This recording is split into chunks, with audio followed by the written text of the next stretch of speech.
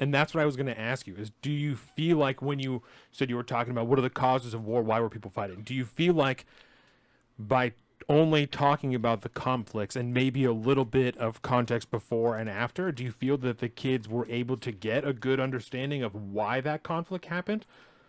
Yeah, I think so. I think it could have been better. Yeah. Like I think because yeah, because like I when I talked to them and I went over the work, it did seem like they mostly got it, but I do think that like you're missing out a little bit of like World War II when you can't talk about the like I really couldn't focus on the Holocaust a ton because that's not like Right. within like the purview of conflict, but it's like What how the do you fuck?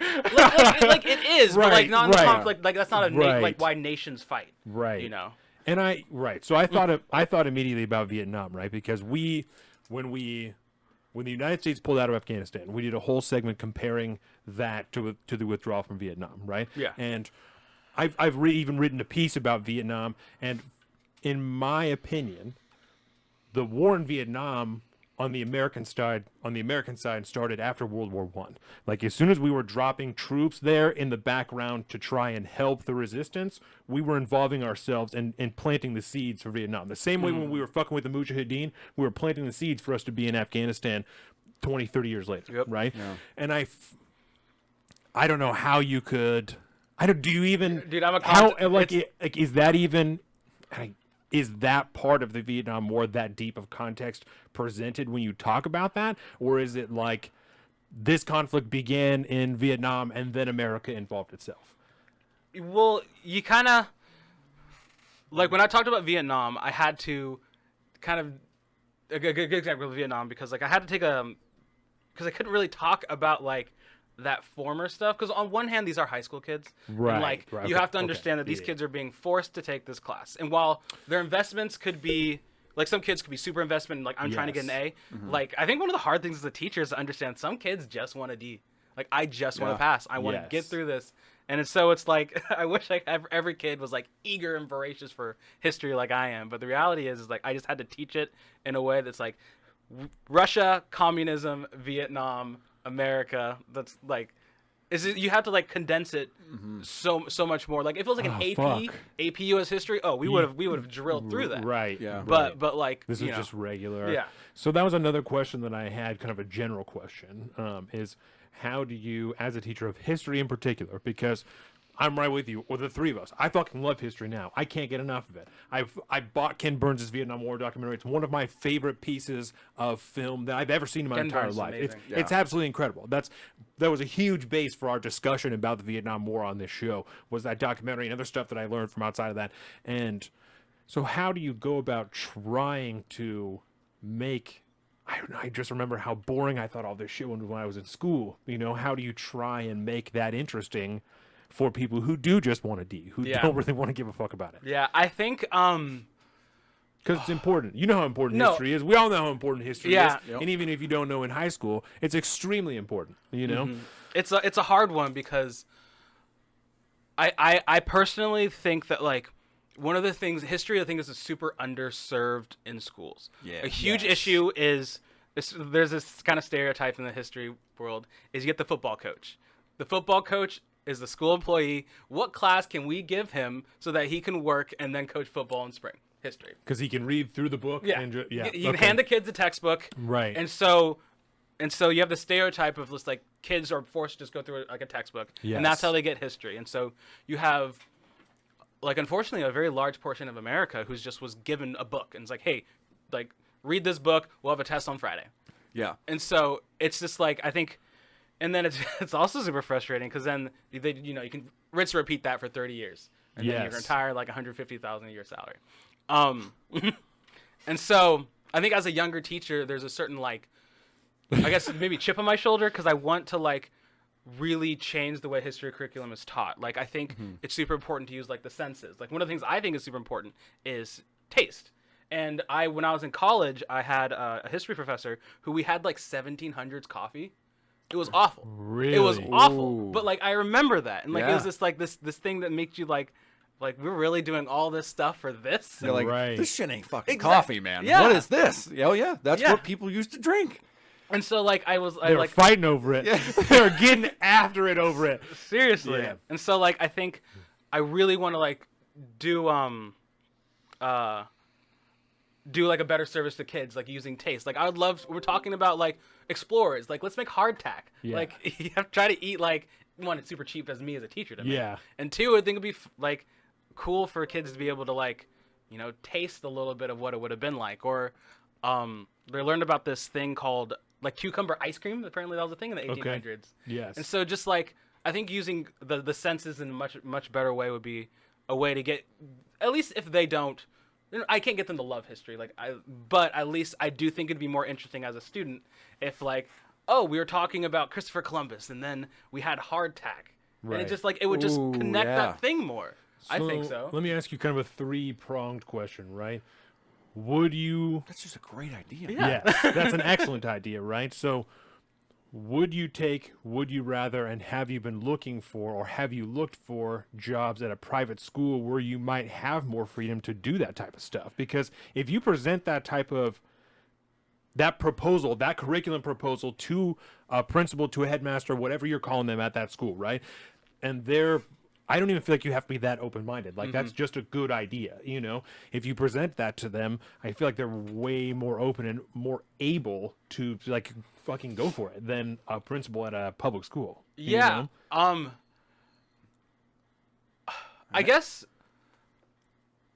I haven't really like as I've been playing for jobs, I haven't really seen a ton of private school stuff on that. But I do Gotta be know, harder to I get. do know that actually public schools pay usually more than private schools. Okay. So a lot That of doesn't times, surprise Probably me. guarantees of what you have to make, it, Dude, even like so, as a base. Well, like- public sector unions. I mean, Right. like here's an example. Fuck yeah, the teachers union, yes. A full-time teaching job in a school district. Which one? Stanwood. 70,000 a year starting. Whoa. So you have this stereotype of teachers getting low pay. So I It's thought not teachers bad at didn't all. make shit. It's Yeah, no. that's Like- more like- money than I make. Like we and so like versus I think it's probably be more of like 50,000 a year at a private school. Okay. And then it increases by years and stuff. And so Yes. I think because of that, public schools typically tend to be more competitive than private schools. Often because there's usually like a religious angle to it. But Yeah. at the same time, private schools get a lot more funding for classrooms. Yeah. Like I was talking to one of my coworkers, and he was telling me that like his history teacher had the funding they made a phalanx. Whoa. Like That's like to cool. show how it would be like a defensive thing. Oh. They had like little cardboard shields and spears, and to show how that would have been like a good defensive tactic, they made a phalanx. And it's like Shield wall. Yeah. yeah, and it's just hard to imagine a public school having the funds to do that unless, as a teacher, that had to come out of my pocket. Like I'd Yeah, have to go right. to Rite Aid and get like Lowe's, get some boxes and make Mm-hmm. it, which I think is worth it. But that is going to have to come out of my pocket. Whereas a private school, there's usually funds for that. And it seems like, and this is a total assumption just as you're talking, it seems like if you were at a private school, the programs that exist probably are really well funded, and it might be harder to start a new program, Mm-hmm. but once you have it there, they'll probably throw fucking money at it just to make sure it's good, you Yeah. know? And so I bet private school sports are generally pretty good, you know? They have obviously good uniforms and good equipment and stuff like that. There's not as much, I don't know, it's just better, I feel, Yeah. That's interesting. Bilbo Swaggin says you remind him a lot of his old history teacher, and he loves that. Yeah, so yeah, we got a couple people with Bilbo, obviously, huge in Yeah. the comments. Zeke is here, so Shout out yeah. Zeke. Yeah. Hello. So let me ask you this question, and I don't know how much exposure you would have to this, but we often talk about the overbloated budgets in a school district, right? The amount of money going to schools, and we understanding the fact that from what we have been able to glean, the majority of the money goes to things like administrative costs. Have you seen any of that come through? What does a school administration look like? What's the makeup? What kind of institution is siphoning that money essentially out of the actual classroom and into like the administrative body of the schools? So I have a lot of thoughts about that, and it's hard because I think schools are typically trying to do the best thing, and they add on employees to do the best job to serve their kids. but at the same time that brings in a lot of bloat. And so there's a lot of positions that are, I wouldn't say unnecessary, but there's They're additional. additional. I think additional. Like there's some times where it's just like for instance, sometimes, and it's not always like the school's fault. Like for instance, if a kid gets in like legal trouble and something happens to the point that they cannot be by themselves and they have to be monitored, the school has to then hire an employee specifically for monitoring that one student.